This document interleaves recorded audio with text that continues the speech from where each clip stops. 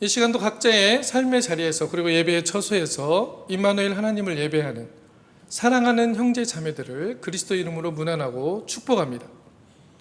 오늘은 성서 본문 야고보서 1장 17절에서 27절의 말씀을 가지고 하나님의 진정한 경건과 정결이란 말씀으로 성령의 지혜를 간구하며 말씀을 나눠보고자 합니다.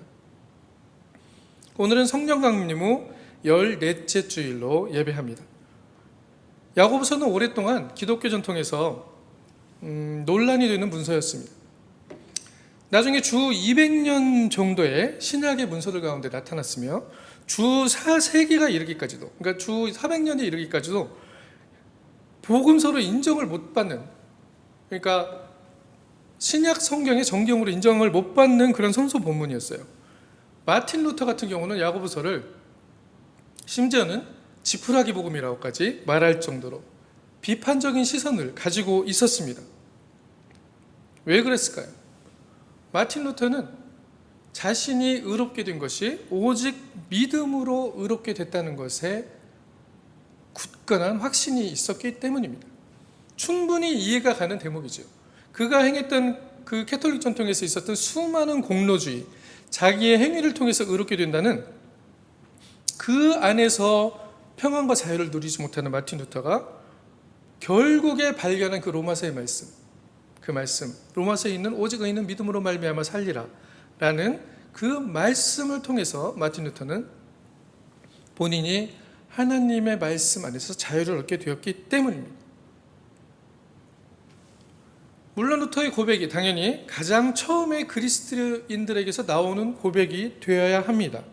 오직 믿음으로 우리는 그리스도의 십자가의 의미를 발견하고 하나님의 은혜의 보좌 앞으로 나아갈 수가 있는 것이죠. 그렇게 우리는 새로운 존재가 될 수 있습니다.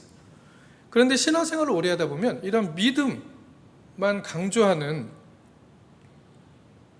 그러한 신앙생활의 모습들이 나중에는 어떻게 되는 모습으로 드러나냐면 그 진리의 말씀 안에서 형식화되어지고 이제는 공허한 믿음의 자리로 나아갈 때가 있다는 것이죠. 그런 믿음의 고백들이 그 하나님에 대한 첫 사랑들이 사라지게 될 때, 우리를 그리스도인으로 다시 태어나게 한 그 진리의 말씀에 역동적이고 창조적인 능력들이 우리의 삶에서 드러나지 않게 될 때 그 믿음은 공허한 믿음이 될 수밖에 없다는 것입니다. 그 고백은 공허한 고백이 될 수밖에 없다는 것이죠. 그래서 진리의 말씀은 그리스도인들의 고백 이후에 결단하게 하고 그리스도인으로 행동하고 살아가게 하는 삶의 열매를 자연스럽게 맺혀야 한다는 것을 야고보서는 이야기하고 있는 것입니다. 그러한 의미로 볼 때 야고보서는 행위를 강조하는 복음서가 아닙니다. 사실은 행위를 강조하는 것이 아니고 믿음의 고백 위에 그 행위의 열매들이 자연스럽게 맺혀져야 함을 말씀하고 있는 것이죠. 상당히 어우러져 있는 합창과 같은 고백입니다. 이 말씀의 의미를 통해서 믿음으로 의롭게 된 그리스도인들의 삶은 다시 새롭게 태어나고 매 순간 새롭게 회복되어지고 새롭게 창조되는 우리의 삶의 행위로, 삶의 열매로 나타나야 된다는 것을 말하고 있는 것이 야고보서라는 것입니다. 이 말씀의 의미를 가지고 오늘 성서 본문에서 야고보는 하나님 앞에서의 진정한 경건과 정결이라는 것에 대해서 이야기하고 있습니다. 과연 야고보서에서 말하는 정결과 경건이라는 것은 무엇일까요? 이것을 우리는 깊이 묵상하면서 오늘의 말씀의 의미를 함께 찾아가 보도록 하겠습니다. 야고보서 1장 17절의 말씀 같이 한번 읽어보시겠습니다. 온갖 좋은 은서와 온전한 선물이 다 위로부터 빛의 아버지께로 내려오나니 그는 변함도 없으시고 회전하는 그림지도 없으시니라. 그가 그 피조물 중에 우리로 한 첫 열매가 되게 하시려고 자기의 뜻을 따라 진리의 말씀으로 우리를 낳으셨느니라 라고 말씀하고 있습니다. 이 본문의 말씀처럼 하나님으로부터 온갖 좋은 은사와 온갖 선물들이 온전한 선물들이 온다는 것을 야고보서는 고백하고 있습니다. 우리의 존재의 근원이신 하나님, 인간은 누구나 이것을 어렴풋이 알고 있다는 것이죠. 하나님을 만난 사람, 하나님을 만나지 못한 사람들도 우리의 존재의 근원이 하나님이시라는 것, 창조주라는 것, 나를 창조하신 창조주가 있다는 것에 대해서 어렴풋이 알고 있다는 것입니다. 온전하게 알면 좋겠죠. 그러나 우리의 지혜로는 하나님을 발견할 수 있는 거에 한계가 있다는 것을 분명히 얘기하고 있습니다. 그렇기 때문에 이 하나님의 존재의 근원이신 그 존재를 향하고자 하는 우리의 마음들이 있다는 것이죠. 하나님께서 창조 때 하나님의 생기를 우리의 코를 통해 불어넣으셨다는 의미가 사실은 그런 의미로 생각할 수가 있습니다. 이 생기라는 것은 창세기 2장 7절에 네샤마, 영, 숨이라는 의미입니다. 그리고 카히, 살아있는 숨, 생기를 불어넣으셨다라고 한글 성서에서는 번역하고 있죠. breath of living 아니면 alive라고 얘기할 수 있겠습니다. 그렇기 때문에 인간이라는 존재는 근본적으로 이 하나님의 생기가 숨쉬고 있다는 것이죠. 하나님의 형상이 들어있다라고 얘기하시는 분들도 많이 있습니다. 그 하나님의 형상이 일그러졌지만, 죄로 인해 일그러졌지만 우리는 하나님을 향해 갈 수밖에 없는 존재이다 라는 것이 바로 성서가 이야기하는 것이죠. 그렇기 때문에 우리의 삶에서 우리의 육적인 필요들이, 우리의 물질적인 필요들이 모두 갖추어지고 모든 것들이 부족함이 없는 것 같은 삶에서도 뭔가가 우리의 삶에서 공허한 것, 뭔가가 채워지지 않은 것 같은 이 느낌은 무엇일까라고 고민하는 분들이 많으실 거예요. 그것이 바로 우리 인간은 전인격적인 존재이기 때문에 이 물질적인 풍요만으로 살아갈 수 없는 존재라는 것을 하나님이 말씀하고 있는 것입니다. 하나님과의 존재에, 하나님의 존재에 다가갈 때, 하나님의 존재에 연결되어질 때 우리는 온전한 행복과 온전한 평안을 누릴 수 있는 것이 바로 인간이라는 존재이라는 것이죠. 오늘 본문의 말씀은 야고보서 17장, 온갖 좋은 은사와 온갖 온전한 선물이 다 위로부터 빛들의 아버지께로부터 내려오나니 라고 말하는 그 하나님과 인간의 존재에 대한 정의를 말하고 있는 것입니다. 그렇게 하나님은 변함없이 우리를 사랑하시고 우리가 하나님께로 진정으로 향하여 나오기까지를 아직도 기다리고 계시다는 것이죠. 왜냐하면 그렇게 되어질 때만이 우리는 진정으로 행복하고 진정한 기쁨을 발견할 수 있기 때문입니다. 영혼과 육이 전 인간적으로, 전 인격적으로 충만한 행복을 누릴 수 있다는 것이죠. 우리가 추구하는 행복은 바로 이 행복이 되어야 된다라고 성서는 계속적으로 이야기하고 있는 거예요. 18절을 보시겠습니다. 그가 피조물 중에 우리로 한 첫 열매가 되게 하시려고 자기의 뜻을 따라 진리의 말씀으로 우리를 낳으셨느니라. 하나님은 우리를 진리의 말씀으로 첫 열매로 낳으셨다라고 말씀하십니다. 무슨 말이겠습니까? 진리라는 것은 참이라고 말해지는 것이 진리입니다. 진짜 이치라는 것이죠. 참된 이치. 그렇다면 이 진리의 말씀은 바로 어디에서 찾아야 합니까? 진정한 이치는, 진정한 진리는 하나님으로부터 나오고 있다는 것입니다. 왜 그렇습니까? 우리의 존재의 근원이시기 때문이죠. 우리의 시작이시기 때문입니다. 우리의 창조주이시기 때문입니다. 그렇기 때문에 이런 진리는 동시에 이런 하나님으로부터 오는 진정한 의미의 진리를 말하면서 동시에 복음을 말씀하고 있는 것이죠. 그 진리로 존재 근원이신 하나님께 다가가고 하나님께 인도하는 그 놀라운 복된 소식, 그것을 또한 진리라고 이야기하고 있는 것입니다. 이처럼 복음은, 굿 뉴스는 새롭게 하는 힘을 가집니다. 우리의 하나님으로부터 멀어져 있고 하나님으로부터 끊어져 있던 우리의 잘못된 지혜로부터 하나님의 지혜가 우리 안으로 들어오는 것이죠. 하나님의 회복함이 우리 안에 들어오는 것입니다. 하나님의 죄 사함이 우리 안에 들어오는 것입니다. 창조의 힘을 가지고 있는 것이 바로 복음입니다. 왜 그렇습니까? 우리를 자유케 하고 우리의 삶에 변화를 준다는 것이죠. 내가 살고 있는 삶이 변화하기 이전에 먼저 내 삶을 변화시켜달라고 기도하기 이전에 진리의 말씀이 우리에게 찾아오면 내 삶을 대하는 나의 태도와 나의 마음이 변한다는 것이죠.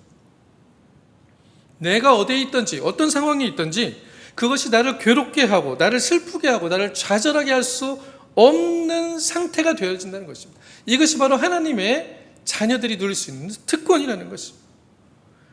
사실 자세히 들여다보면 나를 슬프게 하고 괴롭게 하고 좌절하게 하는 것, 나의 삶 가운데서 나를 불안하게 하는 것들은 사실 내가 만들어낸 마음입니다. 야고보서 오늘 17장 이전에 14절 15절을 보면 16장 15절을 보면 모든 욕심과 죄가 나에게서부터 생겨난다라고 얘기하고 있습니다. 모든 근원을 나의 잘못된 생각과 나의 잘못된 지혜에서 찾는다는 것이죠.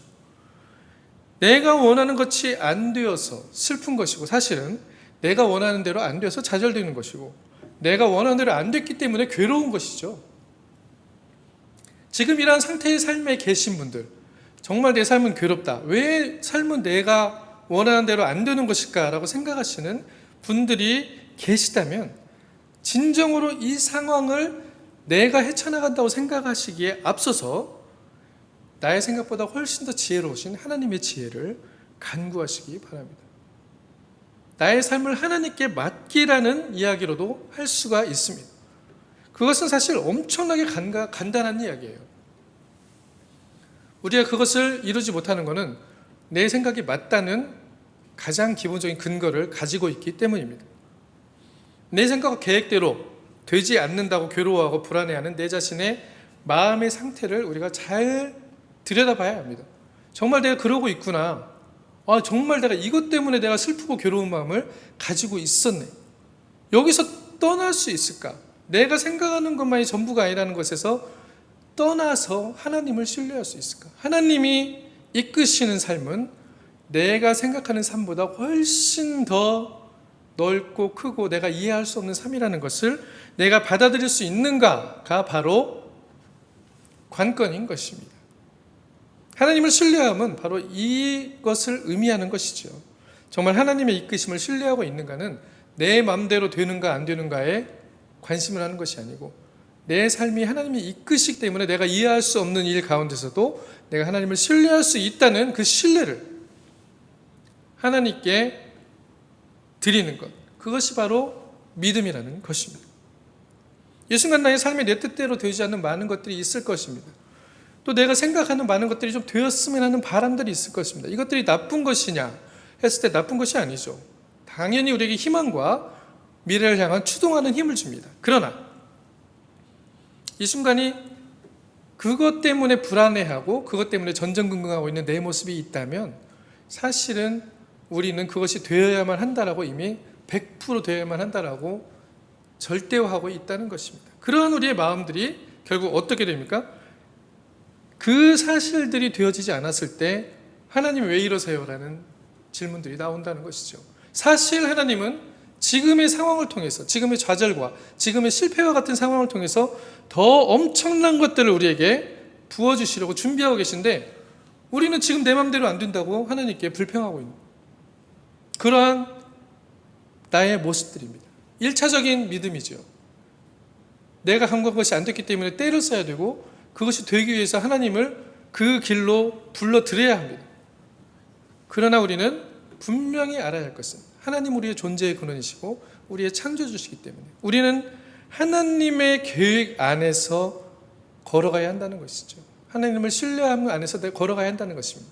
그 길은 내가 계획하고 내가 보고 있는 내 눈으로 바라보는 길들과 비전이 아닐 수 있다는 것. 오히려 그 내가 생각하지 못했고 내가 이해하지 못했던 그 상황 안에서 하나님의 놀라우신 사건들이 나의 인생에 축복과 변화로 다가왔다는 것을 다가올 수 있다는 것을 우리는 분명히 신뢰하고 기대해야 됩니다.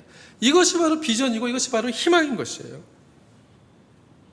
내 비전과 내 계획 안에서만 하나님이 이루어 주시길 바라는 그 신앙은 사실은 1차적인 신앙입니다.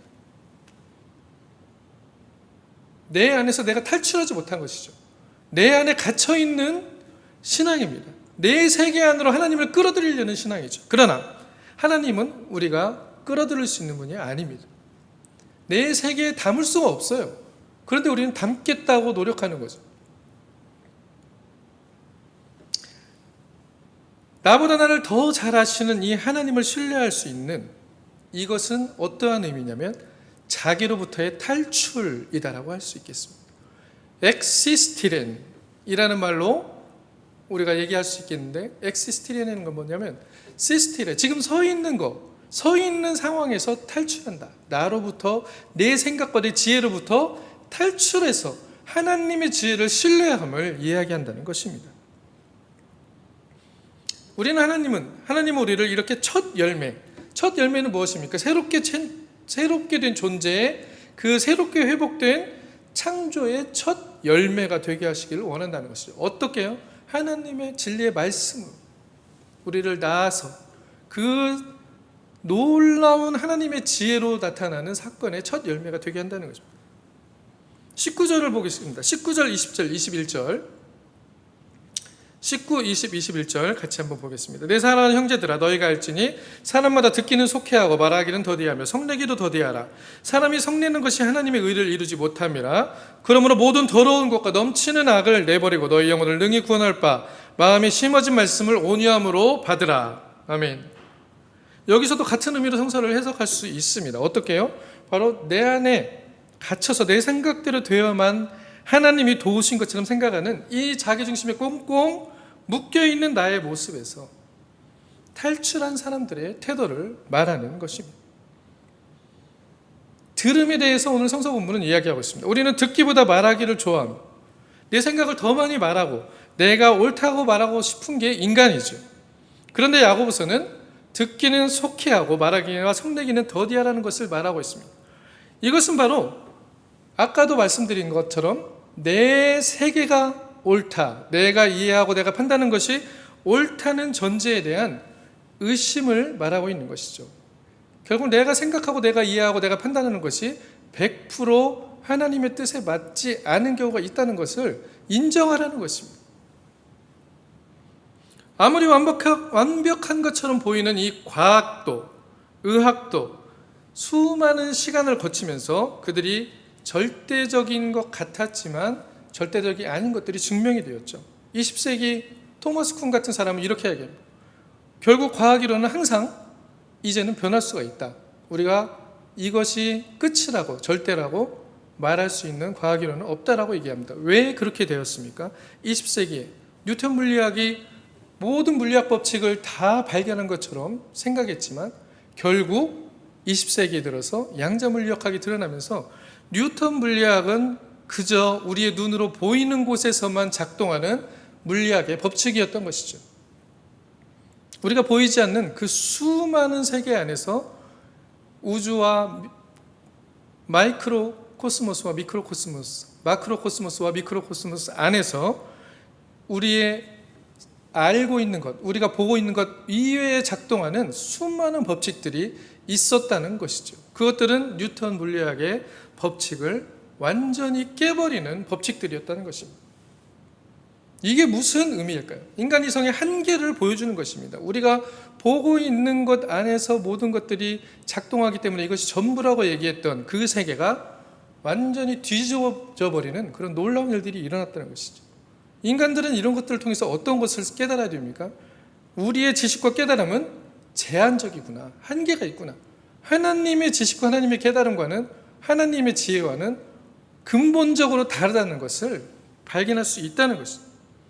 오늘 야고보서에서 우리가 성내게 되는 이유가 무엇일까요? 성내게 되는 이유는 기분이 나빠지기 때문이죠. 기분은 왜 나빠집니까? 대부분 내가 기대했던 대로 상황이 전개되지 않기 때문입니다. 내가 옳다고 믿는 대로 상황이 전개되지 않기 때문에 기분이 나빠지는 거죠. 그렇죠? 그리고 결국 어떻게 됩니까?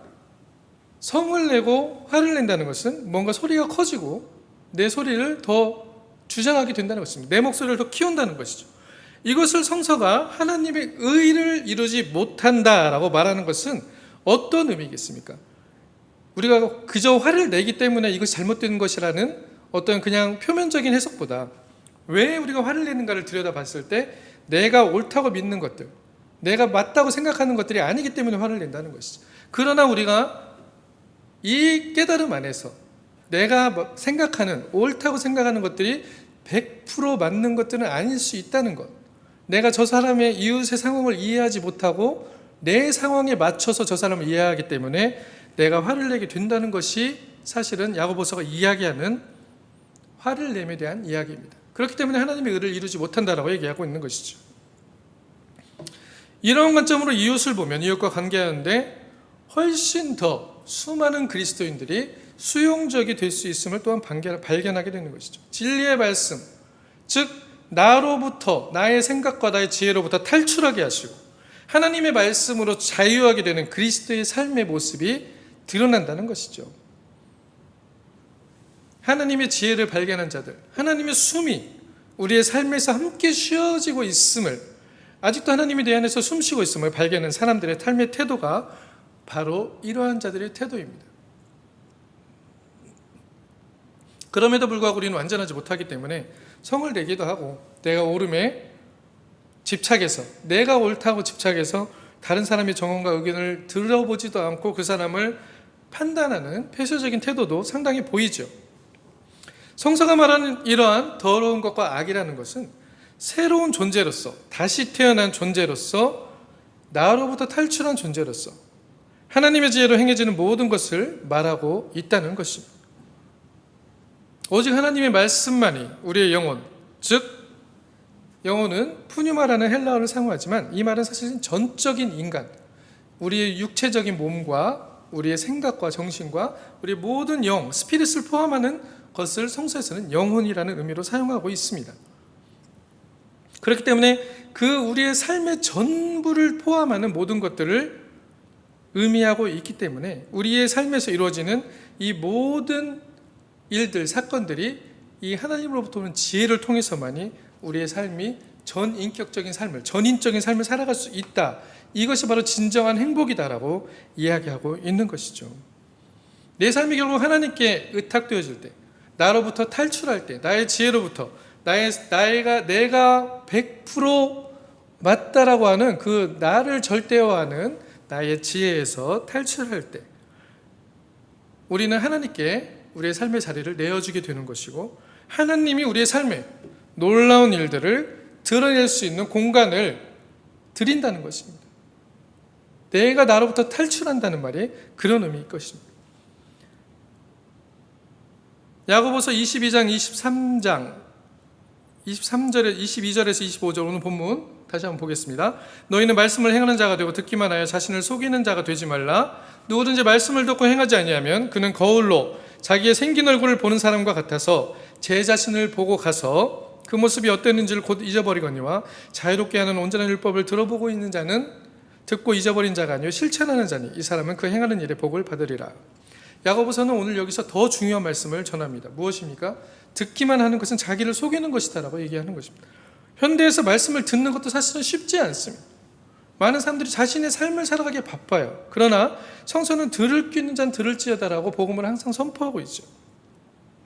하나님의 말씀이 우리의 삶을 이끌어가는 것이 가장 중요하기 때문에 이 자유하게 하는 복음의 기쁜 소식을 들으라는 것입니다. 이것이 바로 성서가 우리에게 들려주는 복음이죠. 그러면서 또 하나의 성서의 기능은 무엇입니까? 우리 모습의 실체를 보여준다는 것입니다. 우리의 한계의 실체들, 우리의 죄된 모습의 실체를 그대로 보여준다는 것이죠. 성서를 읽으면서 자꾸 이 사람의 이야기가, 이 성서의 이야기가 나의 이야기가 아니고 다른 사람의 이야기 같이 들릴 때가 있어요. 그러나 사실 오늘 야고보서가 말씀한 것처럼 성서는 우리를 비춰주는 거울입니다. 가장 먼저 성서의 이야기를 읽을 때 이 이야기는 나의 이야기로, 좋은 이야기도 마찬가지고 좋은 이야기는 나의 이야기로, 나쁜 이야기는 이웃의 이야기로 이렇게 얘기하는 것이 아니고 모두 나의 이야기라는 것이죠. 가끔 우리는 취사 선택을 성서를 통해서 하려고 하지만 하나님의 말씀은 그렇다는 것입니다. 이 모든 실패의 이야기들, 좌절의 이야기들 또한 나의 이야기라는 것입니다. 우리의 인간 존재의 한계, 인간이 가지고 있는 진정한 실체의 모습이 그렇다는 것이죠. 그렇기 때문에 우리는 내 스스로 구원할 수 없다. 나의 지혜로는 구원에 이를 수 없다. 그래서 하나님의 은혜가, 그리스도의 십자가가 우리에게 구원을 이루는 중요한 구원의 소식이 됨을 이야기하고 있다는 것입니다. 이렇게 야고보서는 더 나아가서 이 거울을 보는 나를 통해서 자유롭게 하는 율법이라는 것을 말합니다. 자유롭게 하는 율법. 율법인데 자유롭게 한다? 법이라는 것은 뭔가를 규제하고 규정하는 것인데 자유하게 한다. 상당히 역설적인 이야기죠. 그러나 이 온전한 율법은 바로 예수 그리스도라는 복음을 이야기하는 것입니다. 말씀이 육신이 되어 오신 그 그리스도, 자기 스스로를 우리 스스로의 속박, 내가 주인이 되어 있고 내 생각이 절대적으로 맞다는 그 속박에서 해방시키고 구원하시는 구원자 메시아 그리스도를 이야기하는 것이죠.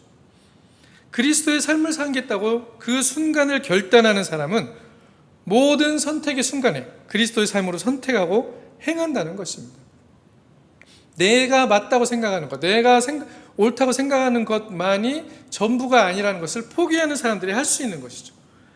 결국 삶에서 내가 옳다는 것 때문에 내게 유익이 되지 않는 것까지도 그리스도인이기 때문에, 그리스도를 통해서 결단하기 때문에 우리는 그러한 삶을 요청하는 그리스도의 땀을 살아가야 하는 그러한 경우가 생긴다는 것입니다.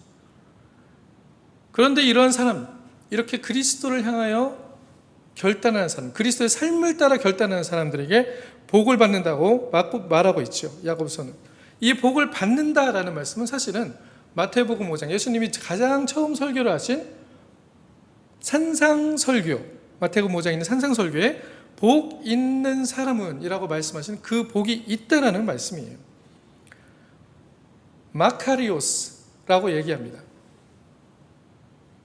축복받은 아니면 행복한 이라는 언어로 쓰이는 마카리오스라는 헬라어예요. 자유롭게 하는 온전한 율법은 이렇게 축복받은 아니면 행복하게 한다는 것입니다. 우리가 어떻게 할 때만이 그렇게 된다는 것이에요. 내 의지와 내 지혜로 결단하는 것이 아닌 그리스도의 삶과 그리스도의 지혜로, 하나님의 지혜로 결단하게 되는 그 순간만이 우리를 온전한 자유하게 하는 율법을 경험하게 한다는 것입니다. 그러면서 26장 27절에 이렇게 얘기합니다. 누구든지 스스로 경건하게 다하며 자기를 혀를 재갈 물리지 아니하고 자기 마음을 속이면 이 사람의 경건은 헛것이라. 하나님 앞에 정결하고 더러움이 없는 경건은 곧 고아와 과부를 환난 중에 돌아보고 자기를 지켜 세속에 물들지 않으면 그것이라 라고 말하고 있습니다. 스스로 경건하다고 생각하지 말고 우리의 행위로 되어지는 경건들은 스스로 경건하다고 생각하게 한다는 것입니다. 나만 옳고 내가 진리를 가지고 있는 것 같고 나만 깨어있는 자라고 말하는 자기중심에 함몰된 사람들, 자기 사랑만을 믿고 있는 사람들에게 이야기하는 것이죠. 이것은 바로 스스로 속이는 것이다 라고 얘기하고 있습니다.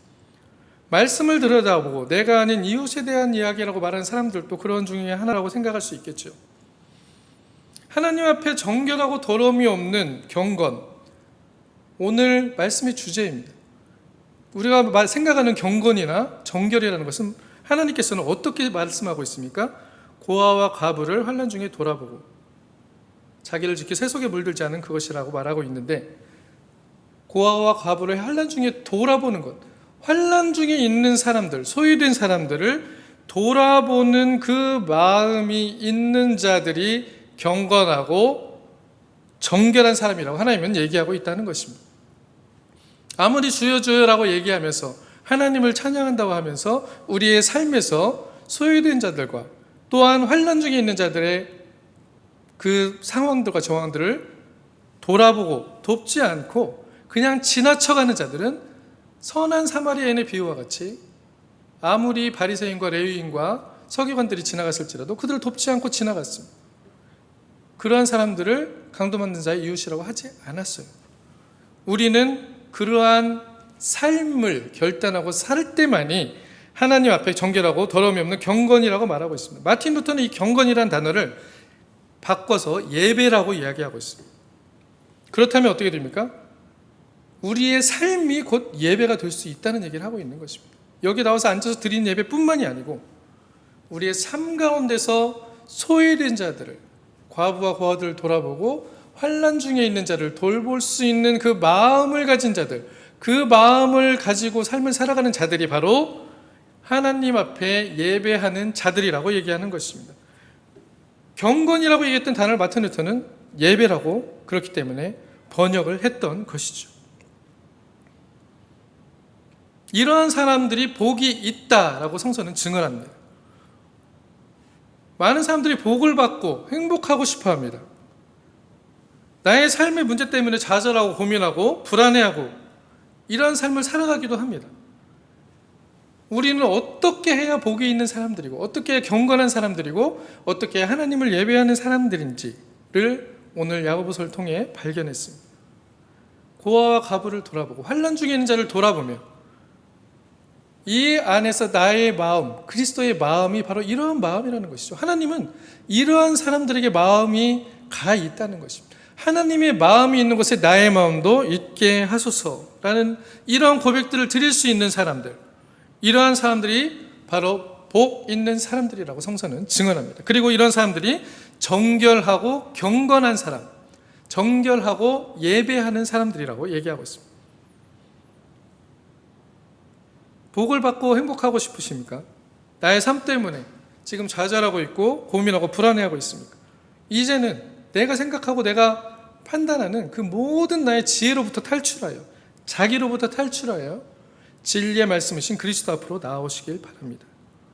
여러분의 모든 짐들을 그리스도의 십자가 앞에 내어놓고 이제 하나님의 삶의 이끄심을 신뢰하며 오히려 나보다 더 환난 가운데 있는 자들을 도우며 나의 삶을 진정한 행복과 자유가 있는 삶으로 살아가는 이런 놀라운 복을 받아들이는 우리가 되기를 그리스도 이름으로 간절히 축원합니다. 아멘. 오늘 들으신 말씀 생각하면서 우리 찬양하겠습니다. 은혜로다 같이 찬양하고 축도로 예배 마치도록 하겠습니다.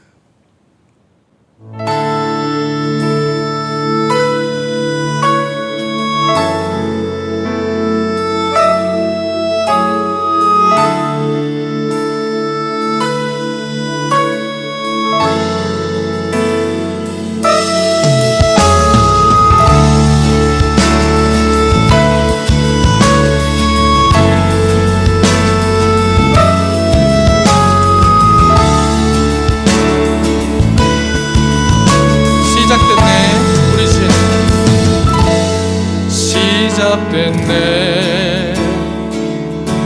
우리 주님의 능력이 나의 삶을 다스리고 새롭게 하네. 자유하네. 죄와 사망으로부터 나의 삶은 변화고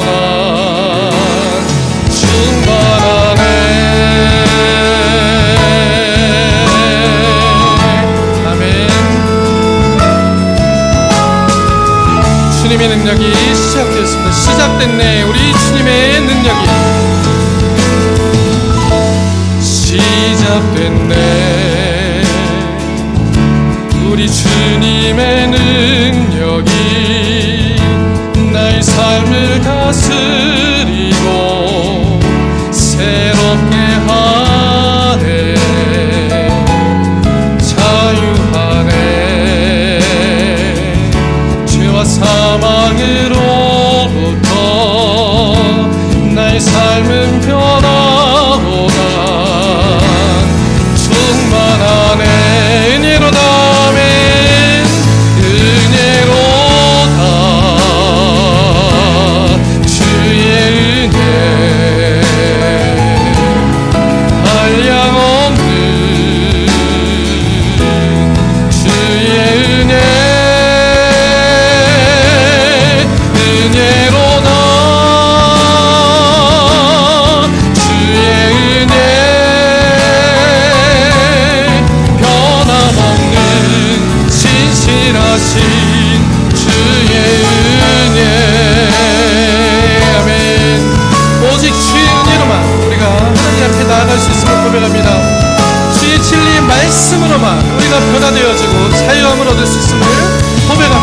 시작됐네. 시작됐네. 우리 주님의 능력이 나의 삶을 다스리고 새롭게 하네. 자유하네. 자유하네. 죄와 사망으로부터 나의 삶은 변하도다. 충만하네. 만하네. 은혜로다. 주의 은혜면 한량없는 주의 은혜. 은혜로다. 주의 은혜. 변함없는 신실하신 주의 은혜. 은혜로다. 은혜로다. 주의 은혜면 한량없는 주의 은혜. 은혜로다. 주의 은혜. 변함없는 신실하신 주의 은혜. 오직 주의 은혜로만 우리가 살아갈 수 있음을 고백합니다. 아멘. 주님의 은혜 감사합니다. 할렐루야. 아멘. 축도하시겠습니다. 지금은 우리 주 예수 그리스도의 은혜와 하나님 아버지의 놀라우신 사랑과 성령님의 교통하시고 깨닫게 하심이 오늘 하나님 앞에 정결함과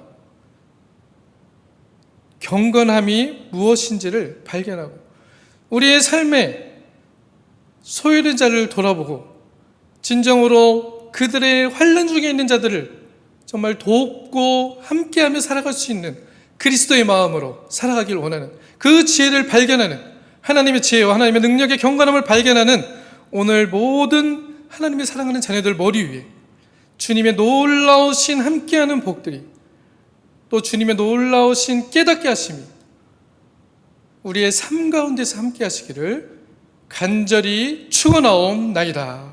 아멘.